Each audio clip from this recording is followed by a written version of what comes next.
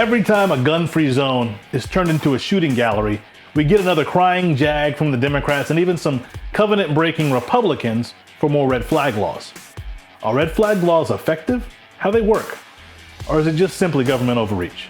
Also, what other issues seem to be common denominators in mass shootings? We're going to answer those questions and more. And our 2A for Today Modern Militiaman spotlight is on an armed 68-year-old retired wrestling legend who, on the heels of surviving prostate cancer, grabbed his .44, laid the smackdown, and made a home invader tap out. Welcome to 2A for Today.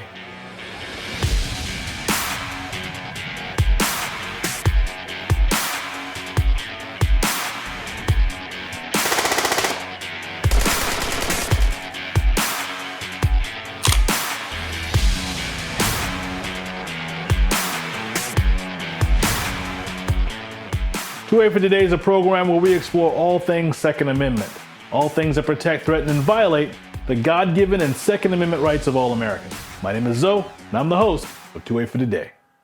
Here's the news, Dad. Is it, son? Is it?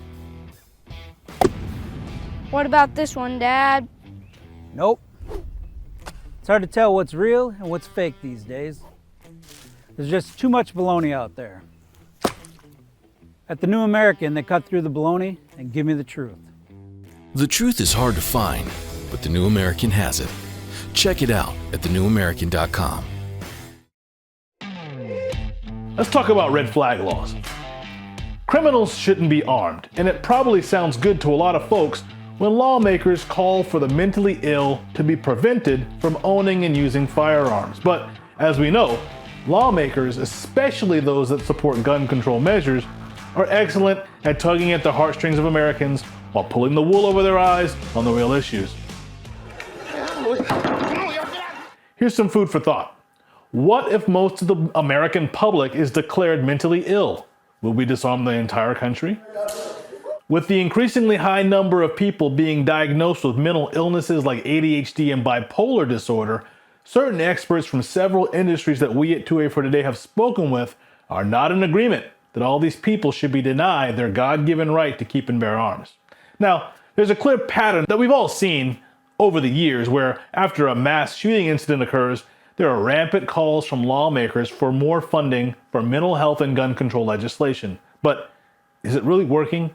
Why, for example, are we calling for schools to implement mental health programs that will ultimately result in more children diagnosed with psychiatric labels and prescribed psychiatric drugs, when so many of these school shooters have been on psychiatric drugs at the time they committed the shootings?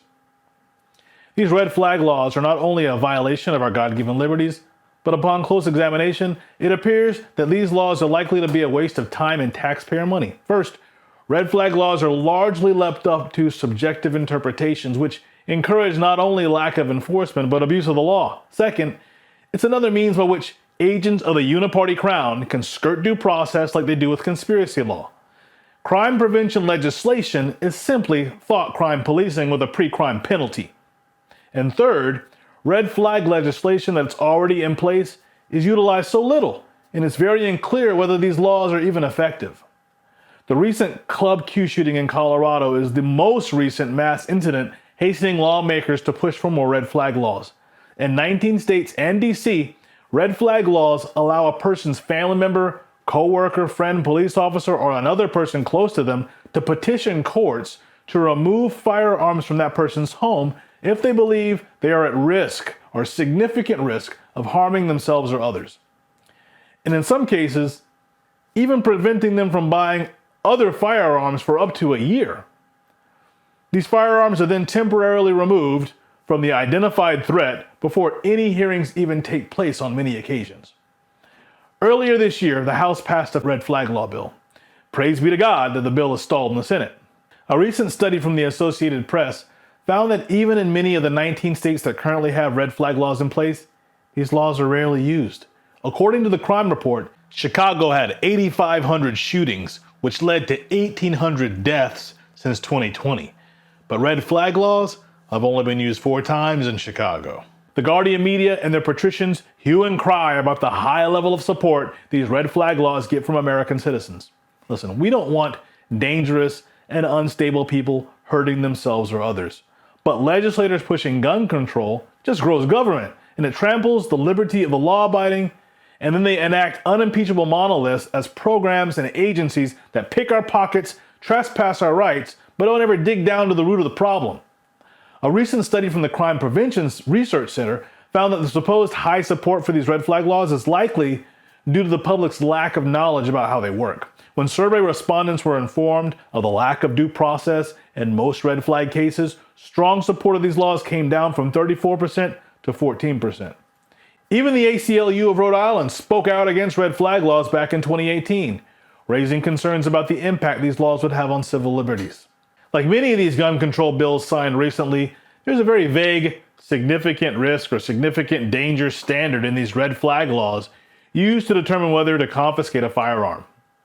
It reminds me of the Reasonable Controls Clause in Gun Control Bill AB 1594 that Gavin Newsom recently signed in California, and the Good Moral Character Clause that's included in New York's CCIA gun control legislation signed by Governor Kathy Hochul. Such amorphous terms are not narrow enough, and they put innocent individuals at risk of losing their rights, and maybe their lives. In some states, respondents are not even guaranteed representation in court, since these are civil and not criminal matters.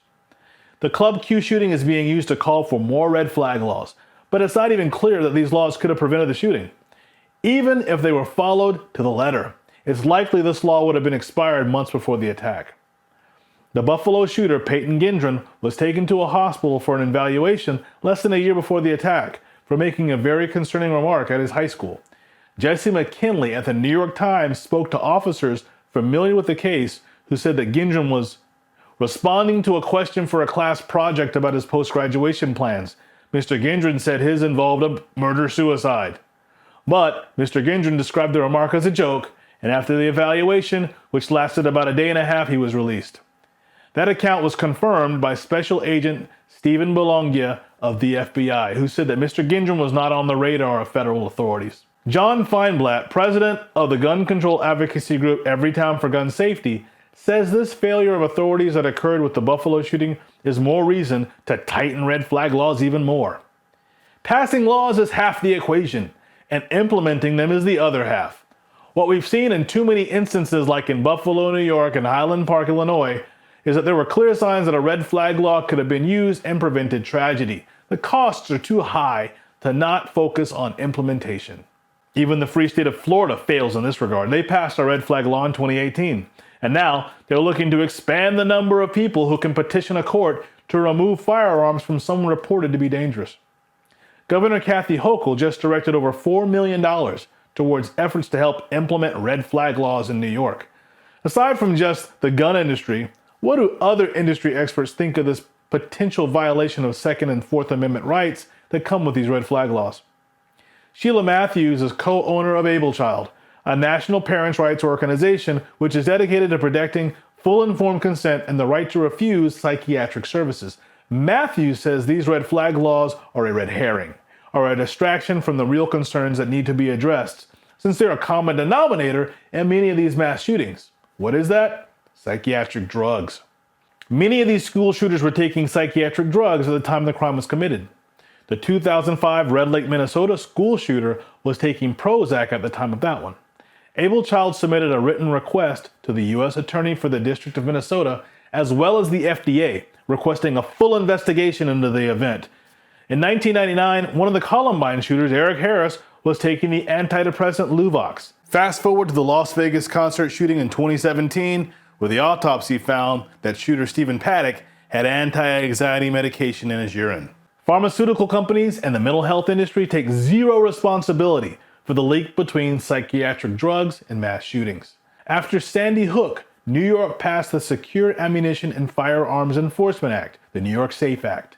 Able Child's other co-founder, Patricia Weathers, testified against certain mental health provisions she believed to be subjective, stating, "We believe that the issue of gun control is diverting this country away from the very real underlying cause of these violent shootings occurring in our nation's schools."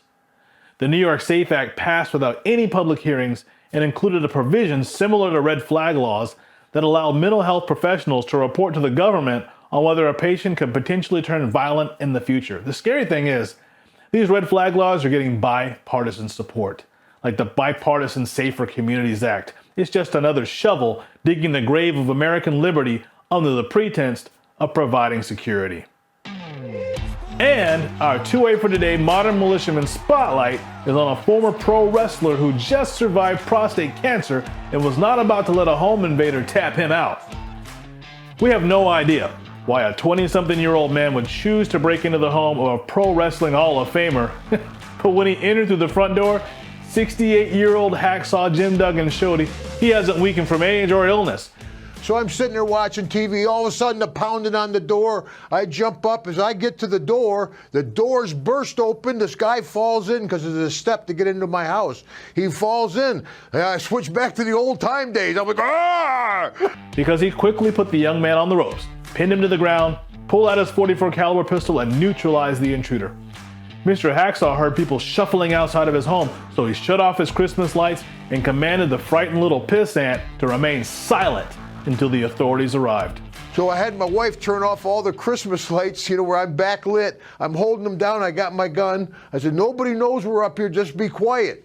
And my wife, God bless, she's on the phone with 911, almost in hysterics. Her blood pressure was way up, and she said, send the fire department, send the ambulance, send everybody. So all the Kershaw County Sheriff's Department, they were great. They responded. But I tell you what, Tucker, as quick as it happened, it wasn't quick enough. People aren't happy to see a cop until you need one, buddy. Mr. Hacksaw chose not to press charges, but next time, let's hope that he gets the cameras rolling and charges admission. It would have been great to see one of my childhood favorites in action yet again. Once again, Barkley will grab him in. He dives on it. 1, 2, 3. That concludes our program for today. But again, in the coming weeks and months, 2A for Today, we'll be talking to experts, scholars, trainers, and all forms of gun right activists and Second Amendment proponents to answer the many questions that we all have and unpack the various laws and trespasses of our rights that have already been enacted and those that are on the horizon. Again, if your right to keep and bear arms is important to you, make sure to subscribe to the New American Magazine and get on the top daily headlines mailing list, so that you get an email alert anytime we upload a video or stream a live event. And share these videos with your family and friends who feel the same, or those that are riding the fence between liberty and tyranny who need a little more convincing. You've been watching 2A for Today. My name is Zoe. Post your comments or questions, and we'll try to address as many as we can in the coming weeks and months. Thank you for watching 2A for Today.